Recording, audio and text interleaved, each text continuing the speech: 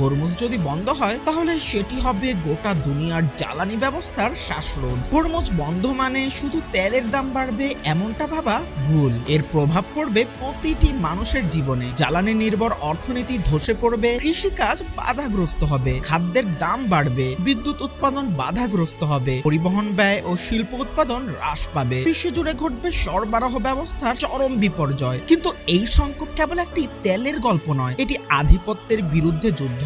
পশ্চিমারা দীর্ঘ দিন ধরে ডলার, বিশ্ব ব্যাংক, IMF এর মাধ্যমে এক প্রকার অর্থনৈতিক উপনিবেশ গড়ে তুলেছে। এই আধিপত্যের বিরুদ্ধে ইরান আজ দাঁড়িয়ে বলছে আর নয়। পশ্চিমা শাসকদের জন্য এটি যেমন ভয় তেমনি একটি সতর্ক বার্তা, কারণ ইরান বহু দিন ধরেই বিকল্প পথ খুঁজছিল। চীন ও রাশিয়ার সাথে অর্থনৈতিক সেতুবন্ধন গড়ে তুলেছিল, আমেরিকার ডলার নির্ভরতা থেকে বেরিয়ে এসেছিল। এই বার্তাটি কেবল হরমুজ ঘিরেই সীমাবদ্ধ নয়, বরং এটি একটি মনস্তাত্ত্বিক